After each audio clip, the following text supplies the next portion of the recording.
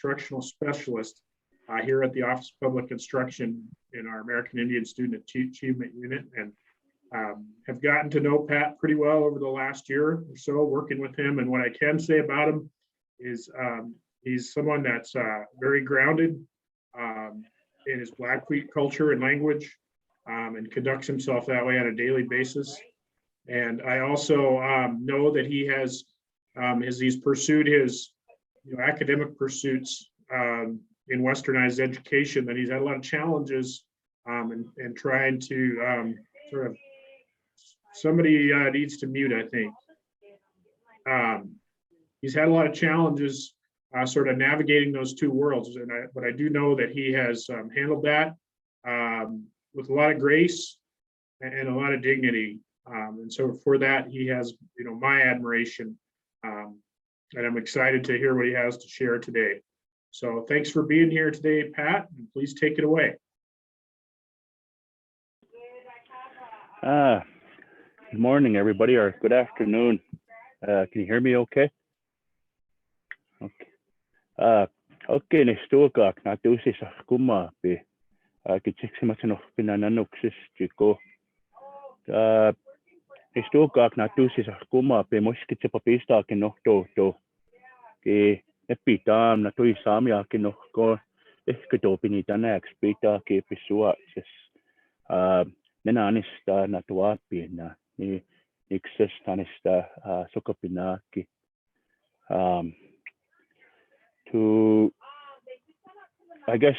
introduce myself formally, I introduced myself in Blackfoot ways and with our language that way. And I introduced myself in my Indigenous name, which is Natusi Sakumapi, which is Sun Boy, and that has a very strong background from where it comes from, which I'll get to later in explaining that background. And for me, also explained that where I come from. That's kind of how we introduce ourselves in Bikani Batapis. It's Blackfoot ways of knowing our Blackfoot life, and so I introduced who I am, my wife, Natoi Samiake, which means sacred medicine hat woman. We live in beautiful Heartbeat, Montana. And my children, my oldest, who is a senior in high school and will be graduating next Sunday from Browning High School. Her name is Bitaki, which means eagle woman in our language. And my son, who is our middle child, is 11 years old. His name is Kdopi, which means rider. My youngest daughter, is Ipisuatsis. She's 9 years old and in the 3rd grade. Ipisuatsis means morning star. And that's who they are. That's their identity and whatnot, And at a very young age, when they were born, we had those names traditionally transferred to them ceremonially. And like I said, it's who we are as Bikani. It's our identity. And so, when I speak about identity, that's one of the main components of what I'm going to be talking about today. And I guess in a sense, when I'm talking today, I want you to have an open mind and an open heart of worldview. There's always contradiction. There's always imbalance in worldview when it comes to influencing, I should say, in the many different aspects that it's utilized. Such, and today what we're talking about is specifically is education. As educators, we inspire, we encourage, we influence. That's what we do. But we also teach, and we have to model that by leading that whole persona as an educator.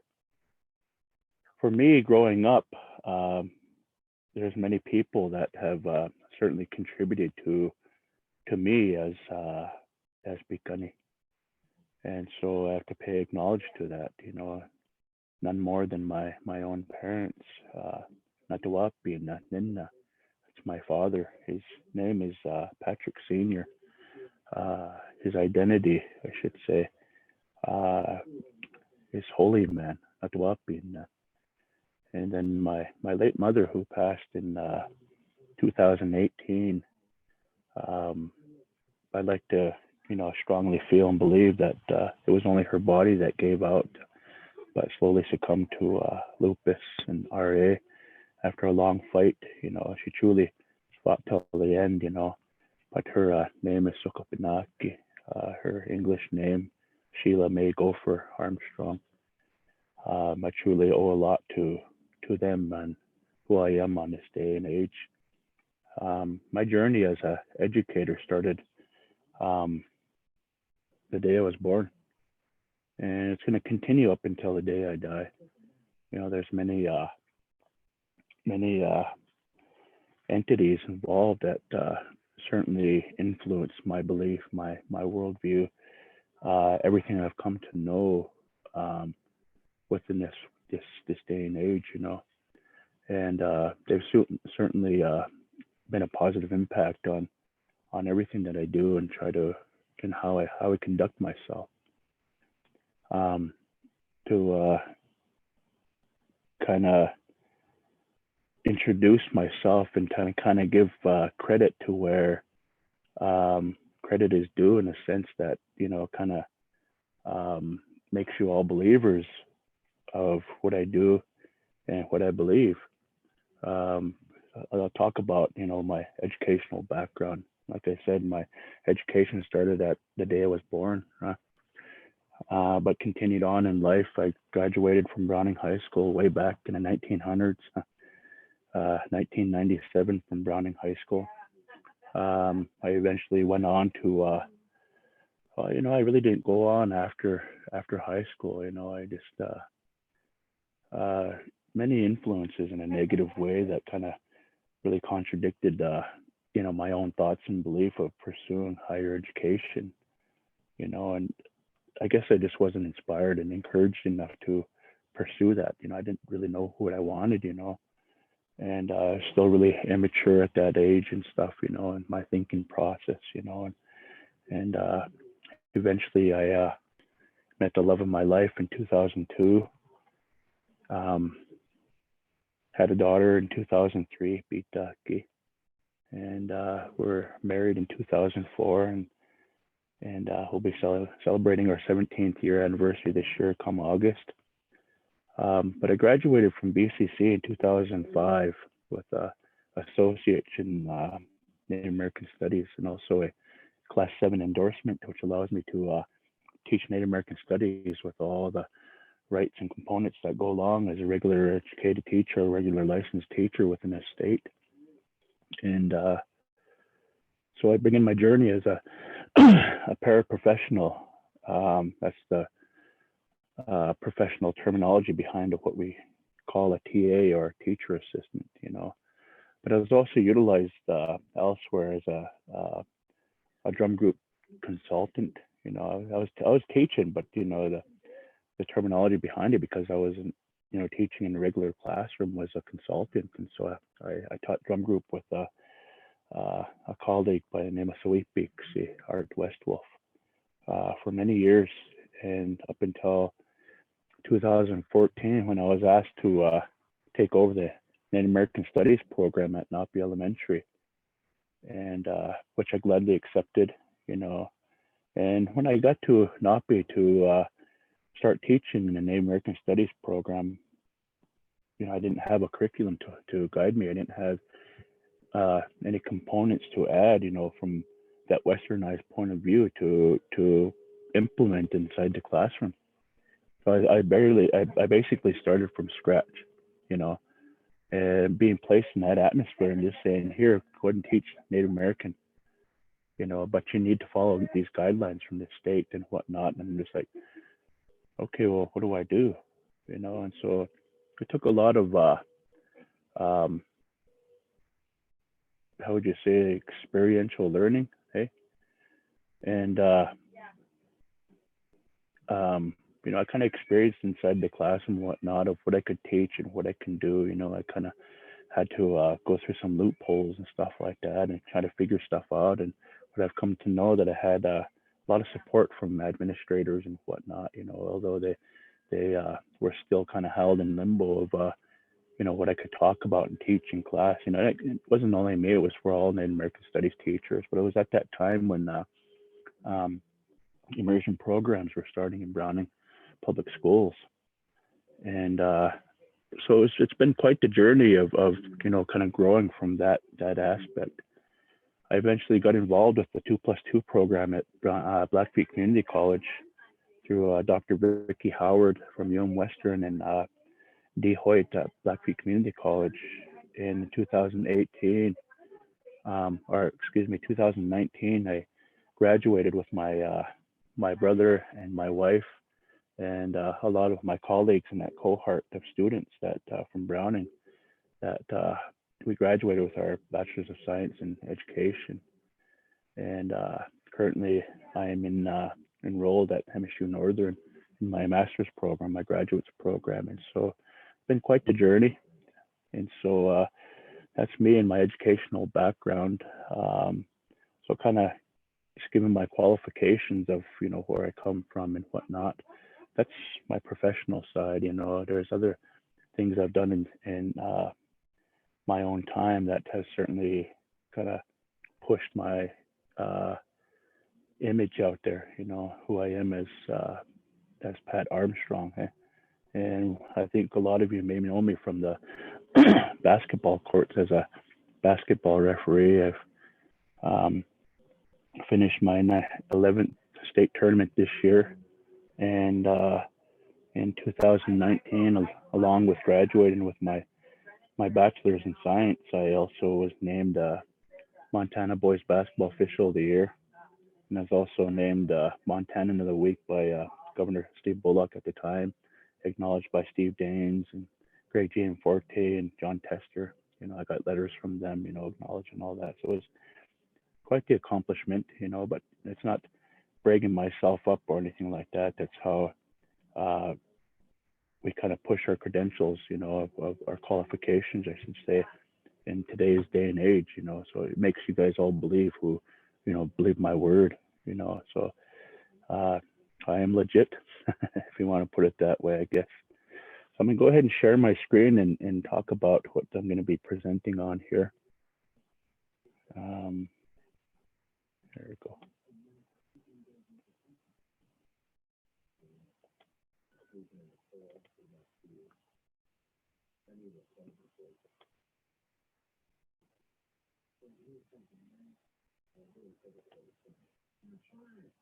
Can you guys all see that?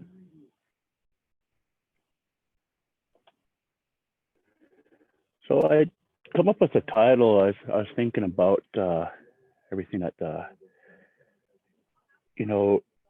what I wanted from immersion, and what I wanted to really talk about and really bring to light, and there's a lot of things that I could have named and I could have utilized here and whatnot, and but the main focus is our students, our children, our Pukaks, and how we influence that, and how we teach them. And so, thinking along the lines of that, I start thinking about identity, being that main component. So I thought about, revival of an Indigenous mind, and so I decided to go with that title, that correlates with our youth, our Pukaks, and I wanted to talk about the immersion program, and what what I utilize within that platform, that stage, that class, that classroom, and how I was able to succeed from that. So these are some of the components that I used in that, place-based learning, Gakyosin, which is traditional knowledge, and how I could connect that, with Native American students, to westernized curriculum, I guess infusing that. So I want to read you a quote from the late Narcissus Blood Gossin, and that's a stomach. He was a Guyana one. He was from Guyana, from the Bloods in Canada there. But this saying that he stated at a time, he was filming kind of a series titled Elder in the Making. It just really stuck out with me. I want to become a person. It needs it to be a real person. I know becoming that will be through my own experiential learning and through all the wonderful things I've done. It would all come together to make me who I am, a person that wants to learn, a person that respects so that I can respect all those around me. That is one of the reasons why our needs it to be ways of life, our lifelong learning journey, Narcissus blood. So these are kind of some of the accolades that that I'm truly proud of, and I just wanted to pay tribute to to that background. When the day I graduated, my brother and I, we had Bomux and Sam. We had transferred war bonnets that were transferred us a few weeks before we graduated. Which is a public event to acknowledge the transferable process behind that. And it was at that time where, we had all the rights transferred to us to wear these traditional war bonnets in Blackfoot. They're straight up war bonnets, they're true traditional Blackfoot style. And so, with the promise made to my late mother and my brother and I's late mother, we graduated, from Western, and this kind of shows the proof behind that, and why I hold a lot of great pride in that day. This is my elder here, Nurse Leonard Bastien Achpamak, and here's my father here, Atawapin. I'm together with my wife and my brother there. This is a very special person in our life. Makoyanski. These are abatsis traditionally. And as you can see, my brother and I really stood out here in the crowd with our war bonnets. And it's not nothing to brag or anything like that. It's just that wanted to mention the two worlds that shouldn't conflict, but should be made relevant. In a sense that you can live in two different worlds to succeed, and I'm living proof of that. And so, if I can do it, you can do it. So just moving on here. So talking about place-based learning and learning from place and what that looks like. These are some of the components that I utilize in that atmosphere. That my classroom. What I've come to find, a lot of success in, and getting back to that identity process, it really set in stone, what these students really lacked, and that was, their identity. There's a lot of confusion in their hearts and minds of knowing truly who they are. And they can honestly say that they were Native American, but they didn't know anything about that. And so one of the things that I've made mention to them and the importance of who they are is that they're not Indians. That's what was bestowed upon us back in 1492, on that unfortunate time when Christopher Columbus supposedly discovered America. We still celebrate that false holiday, but that's just coming from me as an Indigenous person. And the first thing that he's seeing was people that looked like people from India. So automatically he called us Indians, and the name stuck.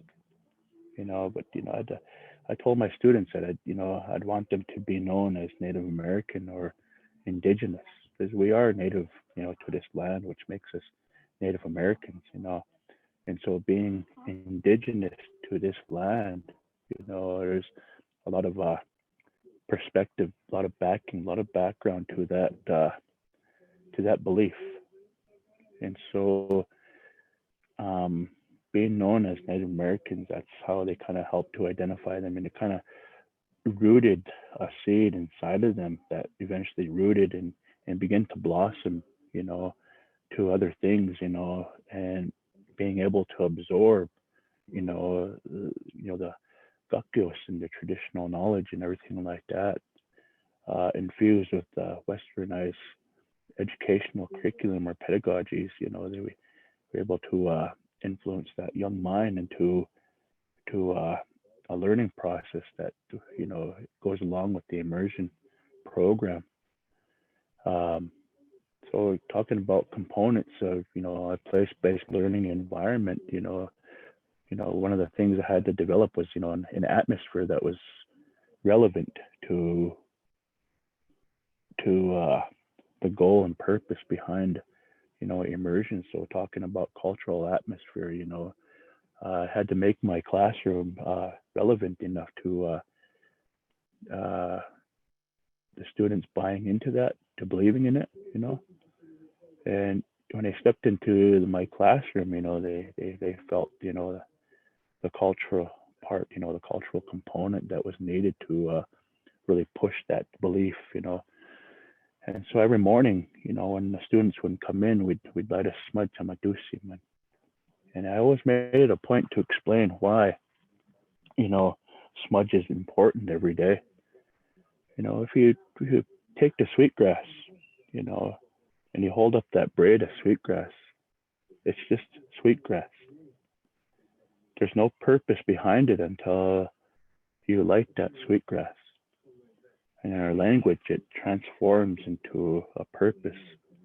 And in our language, you'd say, amadusiman, a smudge. It's that smoke that kind of journeys up, that carries our prayers or whatever, what it is that we're doing, but also a sense of clarity and a sense of healing from, kind of get the day started and whatnot. And so that's purpose. And so the purpose behind the goal on that point was to kind of really set the tone and the mood for the day, and kind of sets the whole day of what it is that you want to accomplish. And so that was part of the atmosphere that I had, that went along with a culturally receptive classroom. And so other things that I had in implemented in class was, I had to infuse, westernized ways and also the cultural component. And so I utilized westernized ways of grouping the students in class into groups, and to bring in, cultural flair, I brought in a societal process.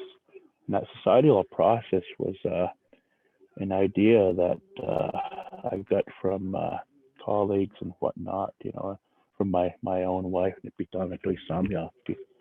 of what I could do to better influence, cultural atmosphere. And so by doing this, I started teaching and talking about a society called Ganaksumita, Ganaksumitex, make it plural, which is the brave dogs, and within these societies and our Blackfoot ways of knowing, there's a lot of morals, a lot of values, a lot of inept teachings behind that helps to mature a young mind into respecting everything around them, and kind of not individualizing them, but also, making most important, the relevance behind respecting others, but also taking care of that community, that camp or whatnot, but in this instance, the classroom. And so I utilized this societal process, the Ganaksumita process.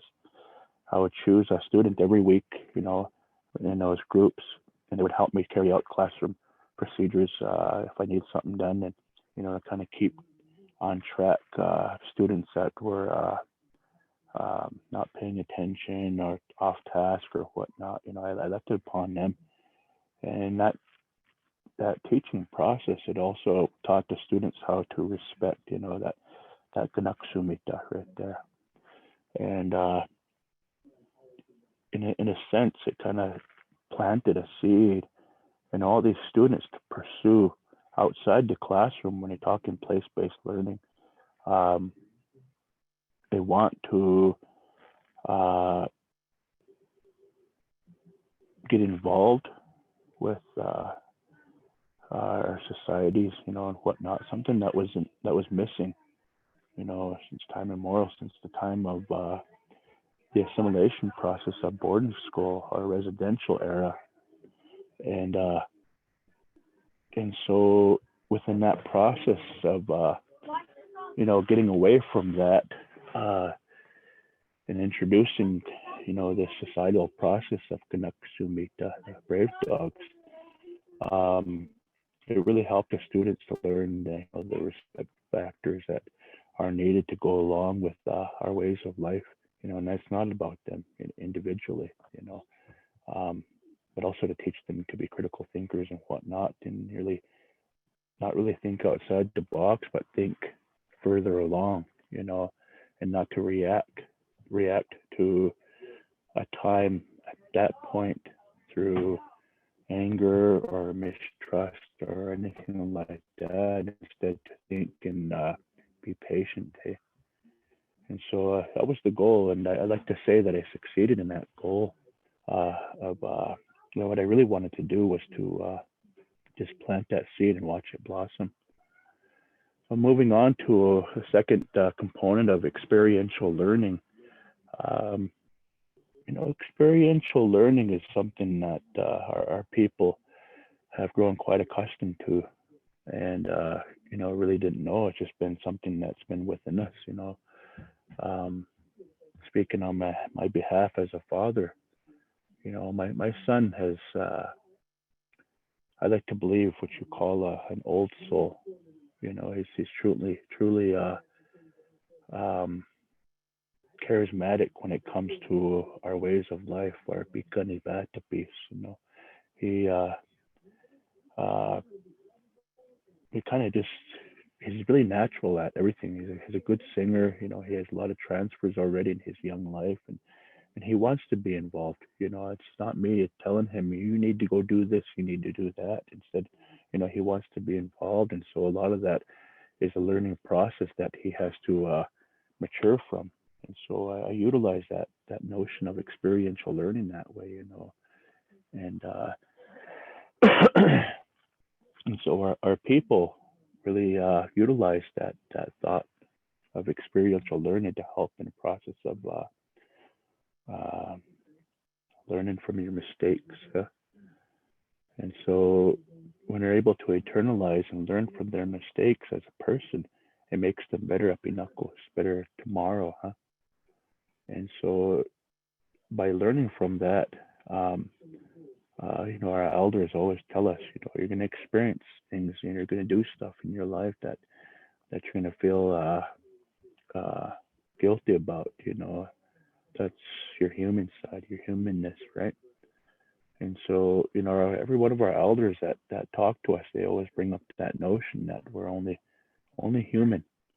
If we were perfect, we wouldn't be a part of this physical world, And so our elders always make it a point to bring that about, that from their own past, that they learn about that, and that they're able to sit in an elder position to counsel, to acknowledge, to teach from.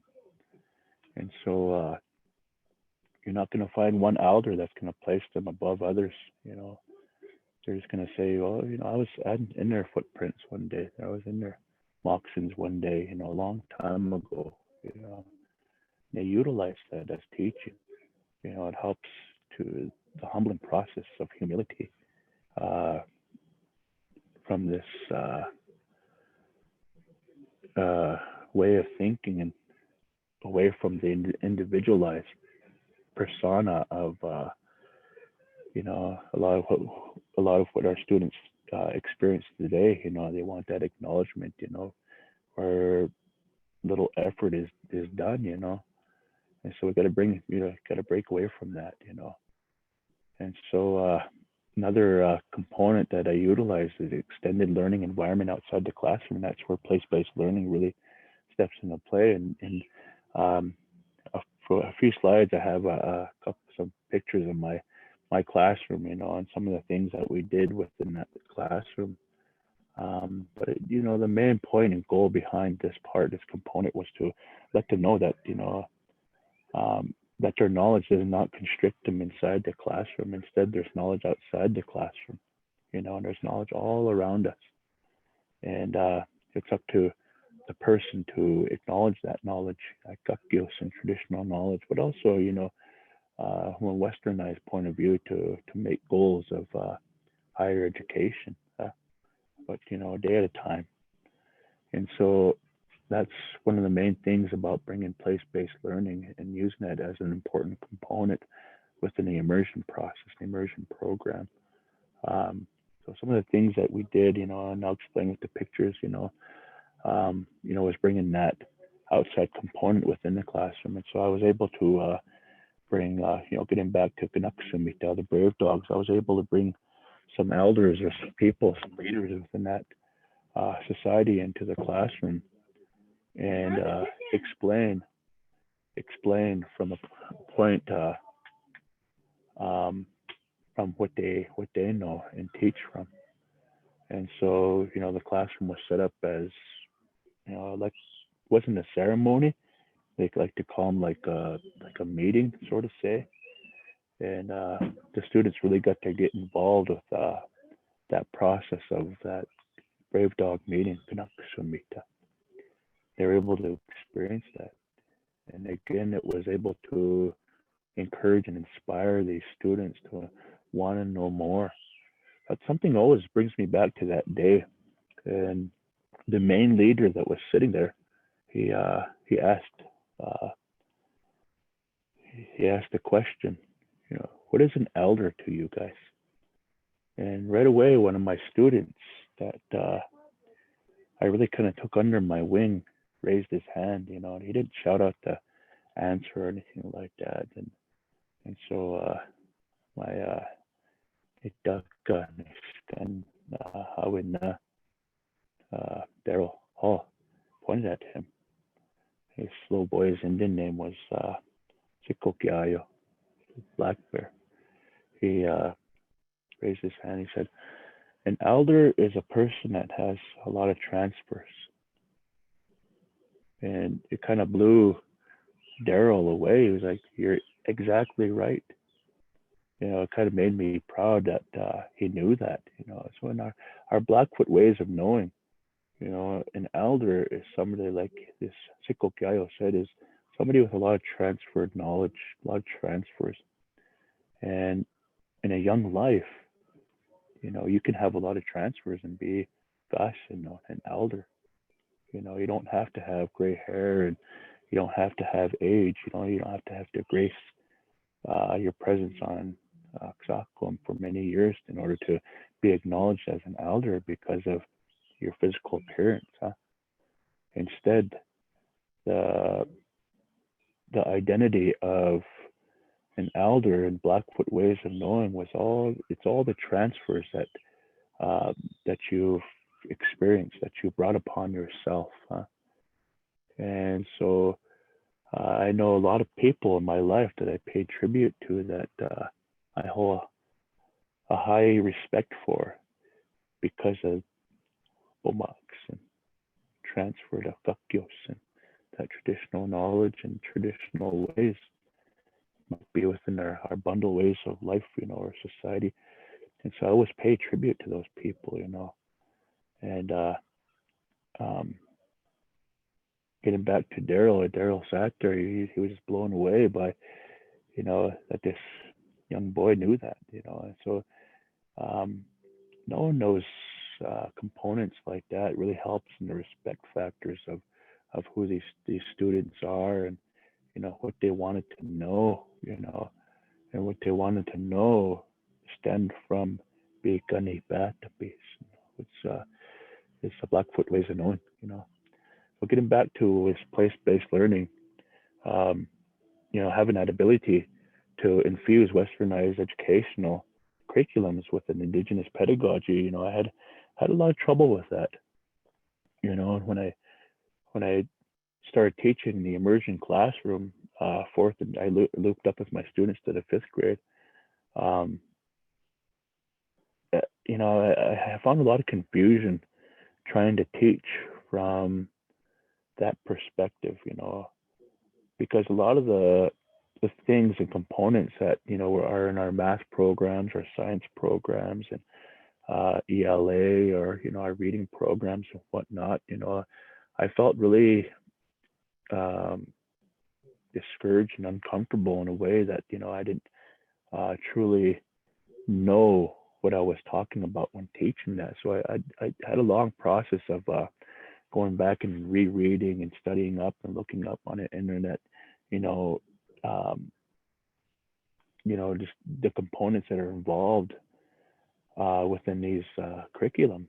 And so after, getting from a different perspective and whatnot, especially stemming from my educational background, I felt, confidence enough to teach from that.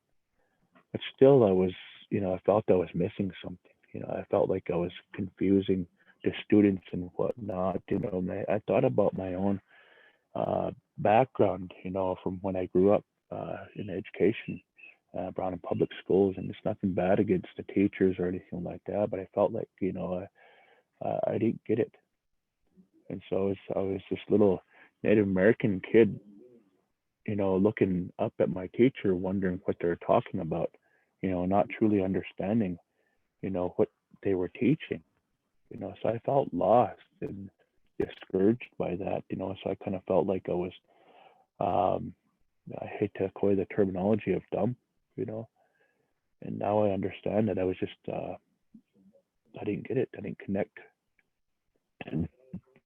properly.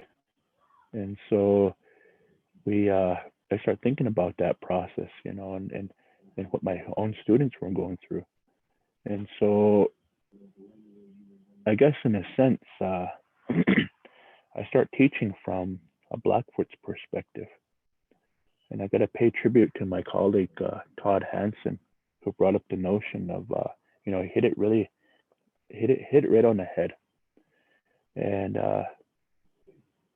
it's taken that Blackfoot way and sprinkling westernized ways of life pedagogy, teaching, everything like that, and sprinkling that on top of the Blackfoot ways. And so me being the Blackfoot ways, I'm that teacher. And so I had to start teaching from that perspective. And after I start thinking about that, he really did hit it on the head, what I was trying to say, what I was trying to do, and what I was trying to explain. And so teaching from that perspective as a Blackfoot person, as a Blackfoot teacher, I was able to find a lot of success, and it's not teaching, regular curriculum, in the Blackfoot, ways of knowing. It was just infusing both worlds, but stemming from a Blackfoot man's perspective. And so I found a lot of success within that in helping my students to connect and understand with westernized education, the curriculum involved and everything like that, better sense. And my wife and I's classroom last year, when we did the WIDA testing, in the whole Napi Elementary, our two classrooms were the only classrooms that had students test out of the WIDA program. And everything that the WIDA program measures and whatnot. And so it was something very positive on our aspect, but it left a lot of questions. What are you doing to make this a success? What are you doing? What are you teaching your students to help them to test out of the WIDA program? And I truly gotta say that it was just a connection process of how we were able to teach from a Blackfoot's perspective, Western education. So it's kind of hard to bring to legs. There's so much involved with that, in that process, And so we found a lot of success behind that aspect of infusing Western education with Blackfoot.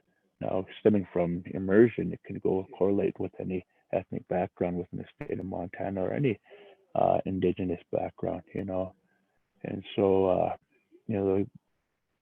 truly one of the things through data and whatnot, it truly states that there's a gap, an opportunity gap, as my colleague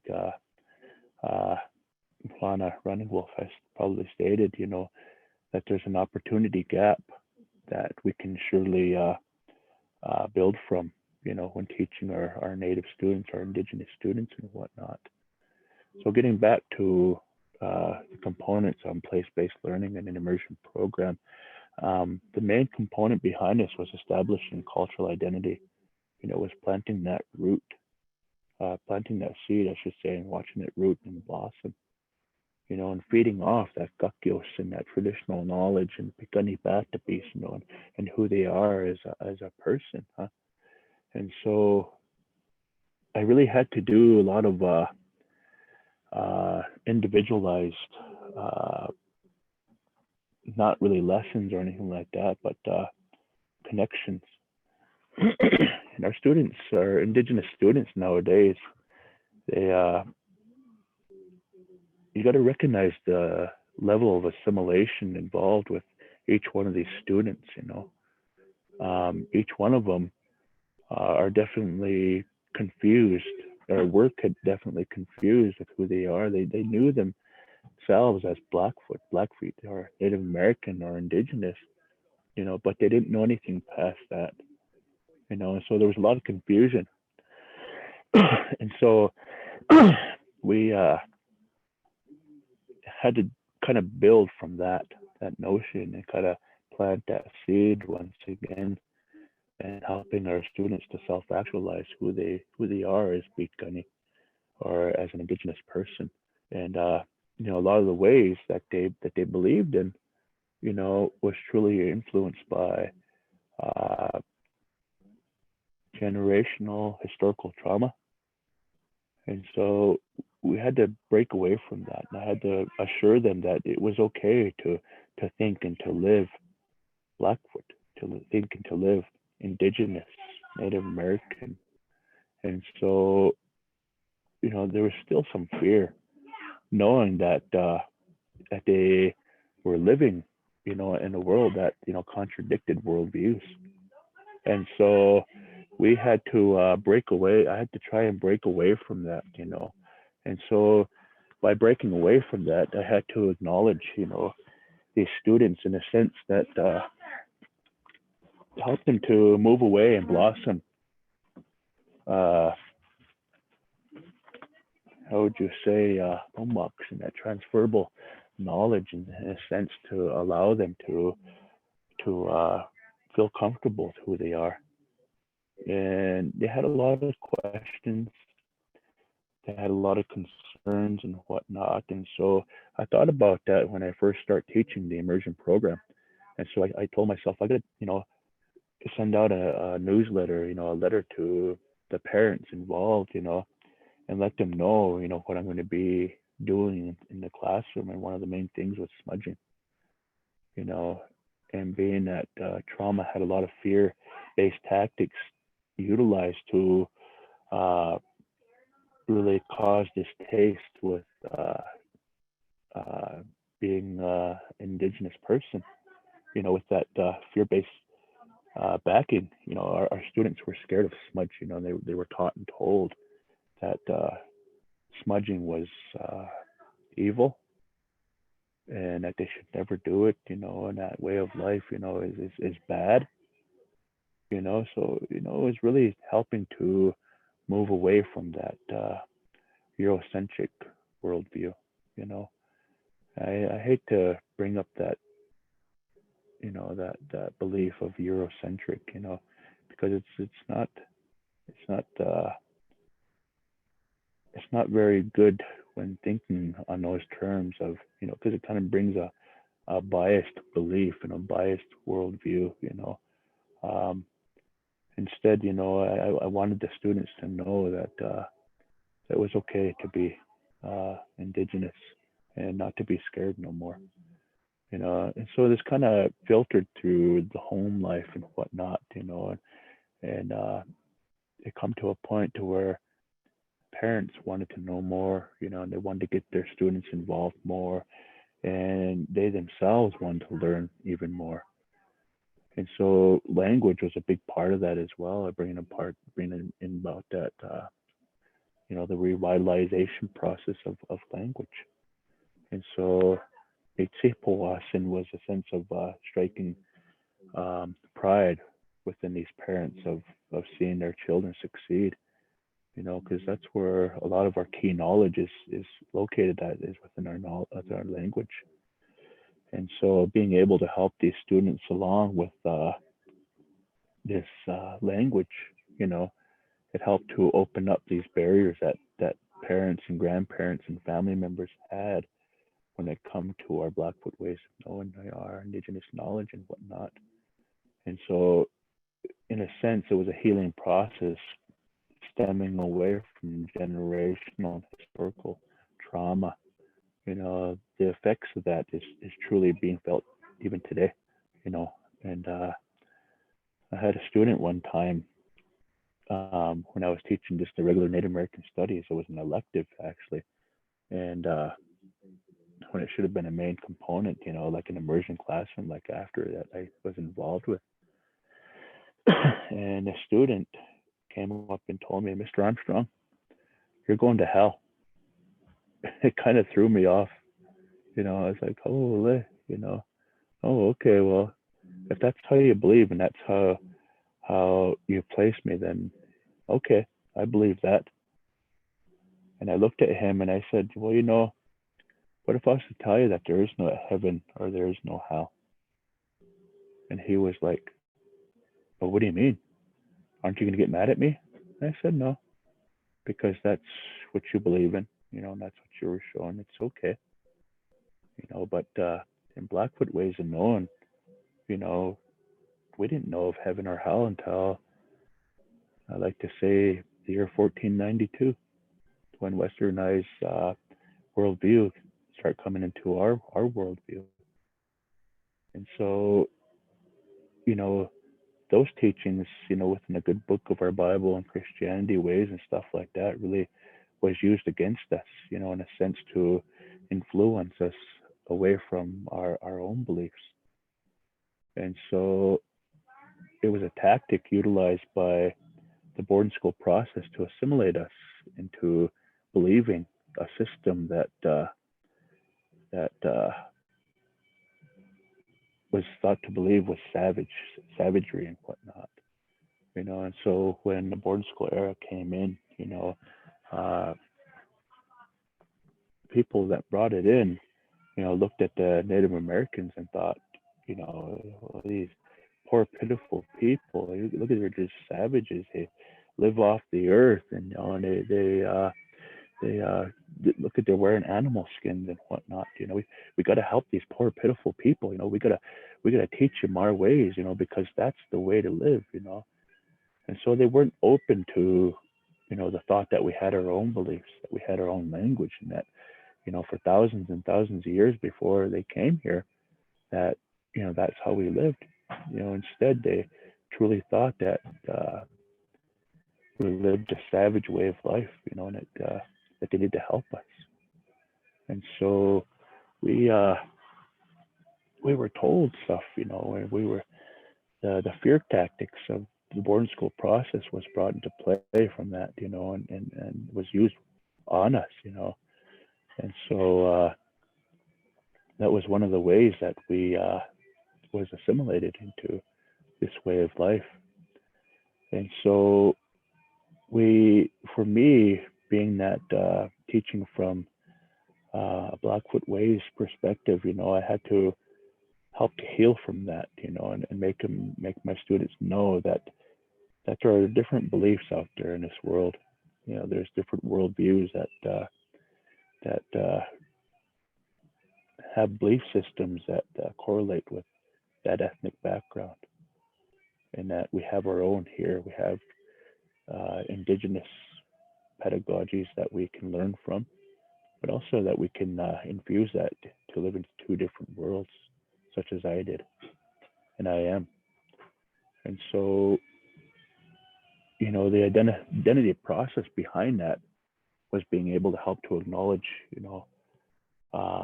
background, and where these people these students came from and whatnot. And so it kind of set out a fire that spread like a wildfire, like a brush fire. And these students wanted to know more and more about who they were, where they come from, and found a lot of success in that classroom. So I'm going to move on to my next slide here.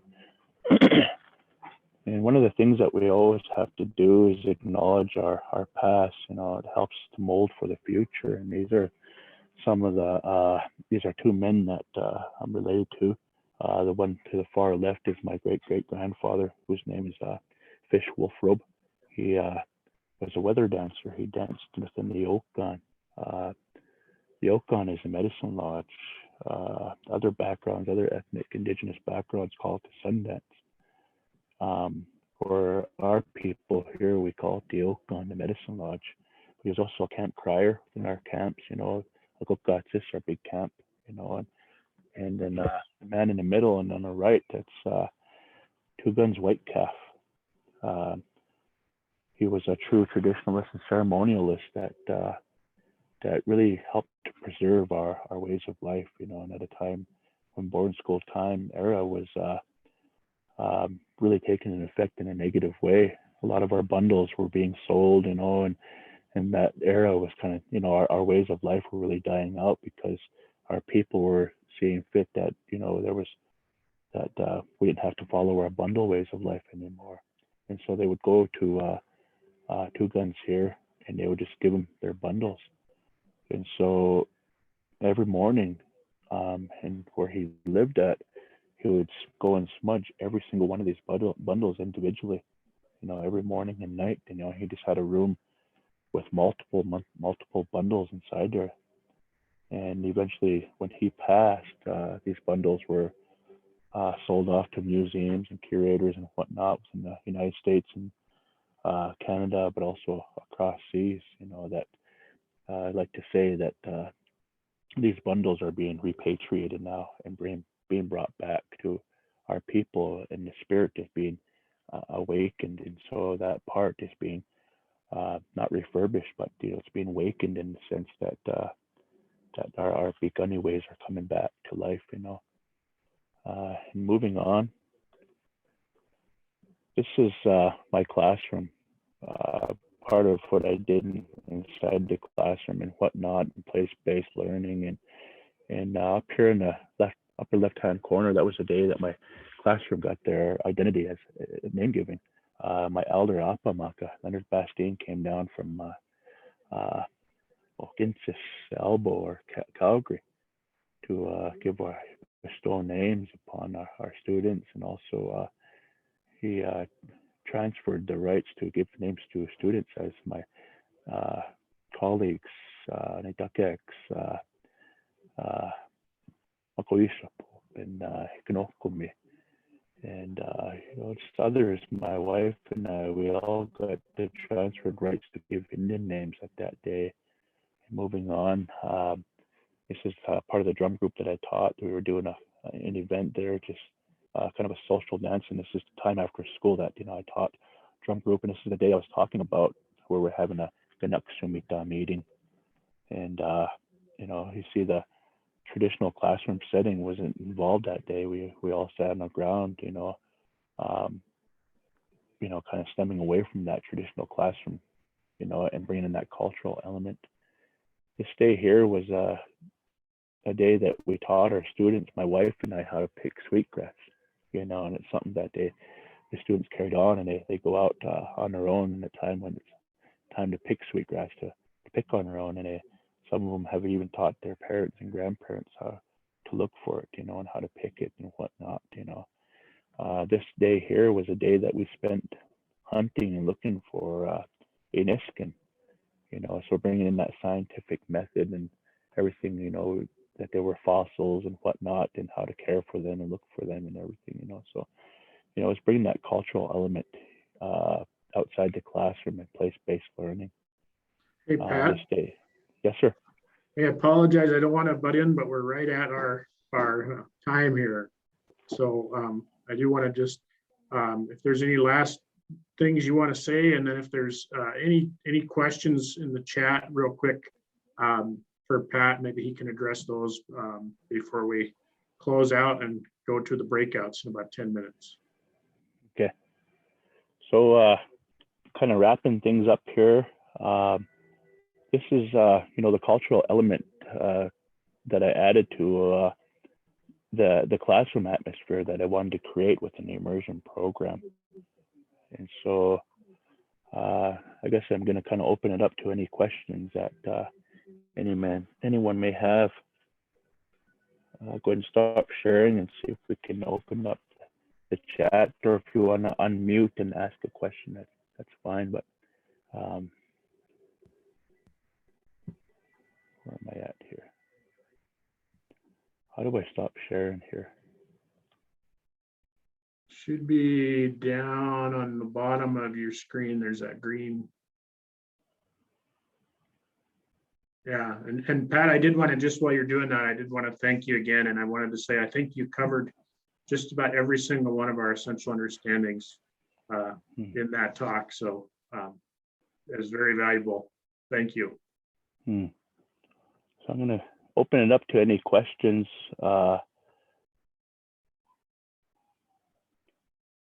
Looking at chat. If you want to go ahead and unmute anybody and ask a question, that's fine. They won't be able to unmute, Pat, but we can definitely read you the questions out of the chat. And so mostly You're just getting lots and lots of appreciations and thank yous for sharing your story and your classroom. But we do need to wrap this up in about the next minute, because we'll need to close this room so that we can take a quick break, and then we'll reopen for the breakout sessions so all those presenters can get a chance to start on time. Okay.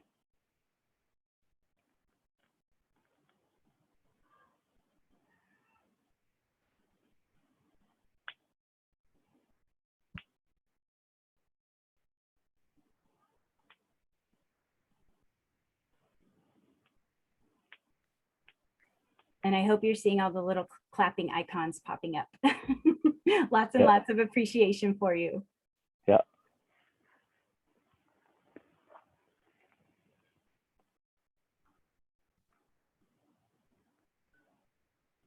All right. Well, thanks again, Pat, for taking time on a Sunday. I don't know what it's like where you are, but it's pretty nice and sunny here today. So we do appreciate your time, and wish you a good rest of your day. And it looks like you were a big hit with the attendees here today. So, all right. Well, I think Jennifer is going to probably Joan's going to close us out here, and then just go to, it should be in the chat, but there's a Google Doc that has the Zoom links for rooms 1, 2, or 3. In about 7 minutes or so, I will be starting up in those. So, and then if anybody has any issues, we'll help you find the right room. So we'll see everybody in a bit.